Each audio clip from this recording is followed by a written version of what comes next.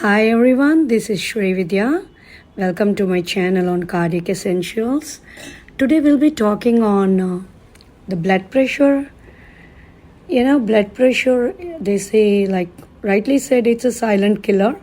So even a little bit of symptoms, one has to take appropriate actions. Take your echo ECG well. The first thing to look at it is the blood pressure, whether it's normal, whether it's low, or whether it's high.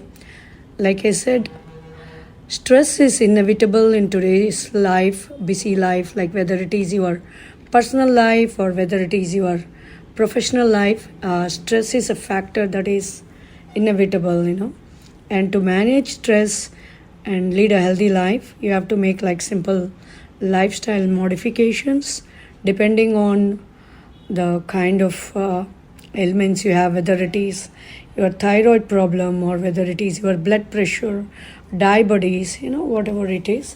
Everything can be controlled with the help of simple lifestyle modifications. Nothing to panic about. Stick on to your appointments regularly, keep in check, do your labs, and lead a healthy lifestyle. So actually what happened was, let me talk about a small incident that happened a day ago. I had one of my patients rush to my clinic, and she was in her late 60s with her systole around 142 and diastole like it was fluctuating, like a dropping down from 67 to 59 or 64. So, and I was like trying to rush her to a nearby ER because my ER is kind of a little bit far. So I called up the hospital, and I was not able to reach the internist, internal medicine, a doctor there whom I used to refer very frequently. Go there. So whenever I called and I said that it's an emergency, they said the doctor is on the rounds, and they would be repeatedly saying that all the time, and I was like surprised. I said, do you have any other internal medicine? They would say the same thing. And then I told them to put me on the ER because I was concerned about my patient and I was trying to move him to safety. So that was the most thing that was concerning me. And so when I spoke to the ER, he was like, he spoke so rudely. He said, are you a doctor? I said, yes. Then he said, okay, if you are a doctor, what is the MAP? What do you mean by diastole? What do you mean by systole? Oh my gosh. I was like too surprised. I don't want to name the hospital nearby. I really don't want to do that. But I've never in my lifetime, I've never found somebody, a ER physician speaking like this to somebody who is also a doctor who has done their fellow in medicine, and who is stating that there is an emergency case where the diastole is going down and they need fluids to be given, and it has to be rushed to the nearby ER because the hospital I work is a little bit far off. So I was in my clinic, and this guy was constantly telling, what is MAP? What is MAP? You are saying that you are a doctor. Then I told him, okay, I know what is mean arterial pressure. This is what she is undergoing. And now I'm trying to stabilize her. And can you please, I will send the ambulance. Put her to the ambulance and forget it. This is not how people speak in the ER. I really doubt if they have experienced ER person in the hospital, because many a time they put like a ER person who has just got a 1 year or not even 1 year of experience, and they really don't know how to coordinate with the patients.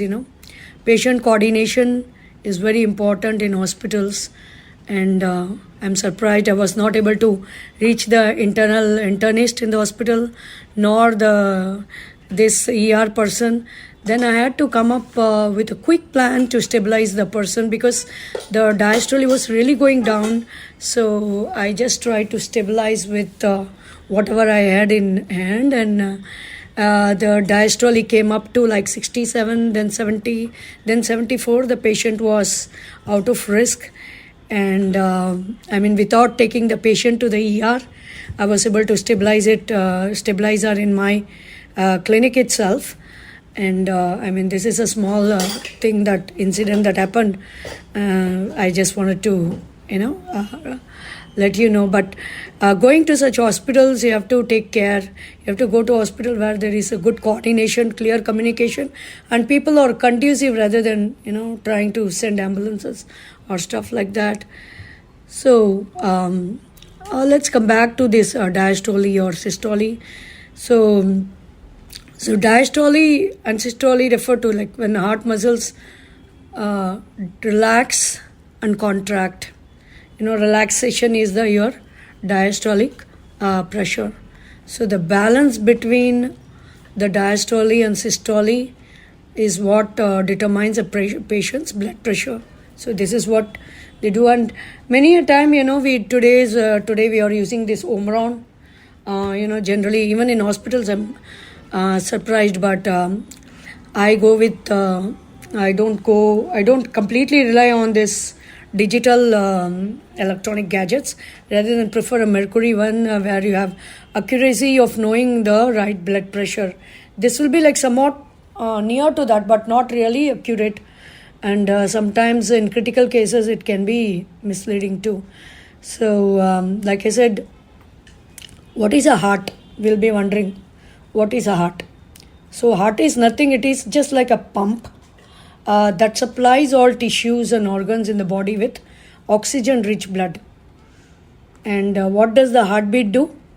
The heartbeat is caused by the heart muscles relaxing and contracting, diastole and systole.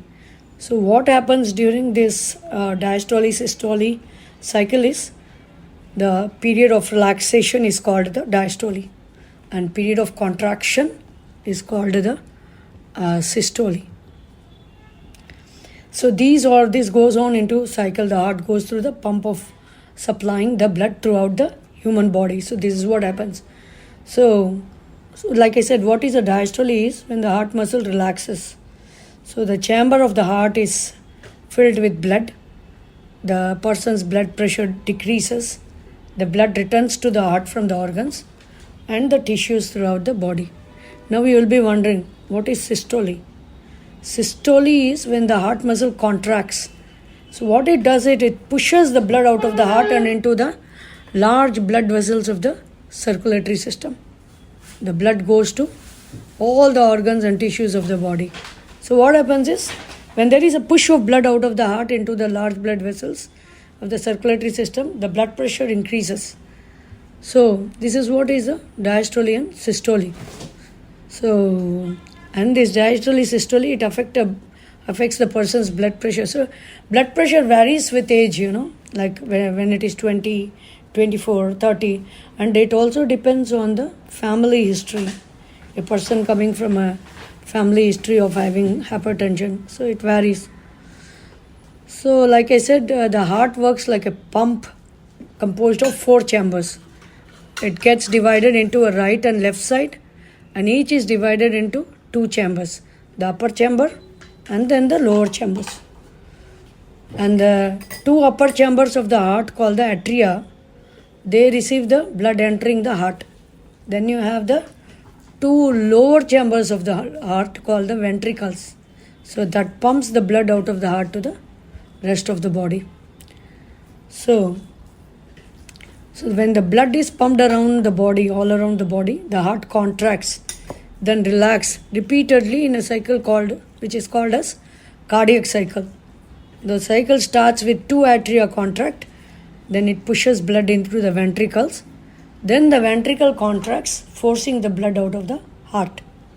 What happens now is, the deoxygenated blood that returns from the body to the right side of the heart is then pumped through the lungs, where it picks up oxygen. Then this oxygenated blood travels to the left side of the heart, and which gets pumped into the rest of the body. This is what happens. So systolic blood pressure may be one of the good ways, one of the best ways I would say, to predict any cardiovascular events, depending again on the ages. So what happens is, so you will have to not only take the systolic pressure but also the diastolic pressure while coming on to a conclusion. So normal blood pressure is 120/80. So that is the normal. So systolic pressure maybe 120 to 129, and diastolic pressure of less than 80. It can even be 70, 110/70. So if you are talking about stage 1 hypertension, the systolic pressure will be between 130 to 139, and diastolic will be 80 to 89. And coming on to the stage 2 hypertension, systolic pressure at least it will be like 140, 142. Diastolic will be like touching 90. Now when you talk about hypertensive crisis, systolic pressure will be hitting more than one, going above 180, and diastolic pressure will be touching more than 120. That is a hypertensive crisis where the patient has to rush to the ER. So the blood pressure has to be, it varies throughout the day, you cannot expect, and it depends, like I said, more on the physiological conditions of the patients, and the age is a big factor. Blood pressure varies with age is a big factor. So high blood pressure hypertension is when a person is abnormally high pressure, so against the walls of their blood vessels. So this usually develops not in just one go, it takes many years, and many go when it is like, okay, let's see, it goes very unnoticed, and you develop the risk of hypertension. So, and also the blood pressure increases with age, and also it differs by gender. So males like at over 55 years, or females after the age 55 usually develop this. With this, I'm going to end up today's video. Please stay tuned for more videos, and if you like my video, please put a like and do subscribe. So God bless and have a healthy life. Thank you.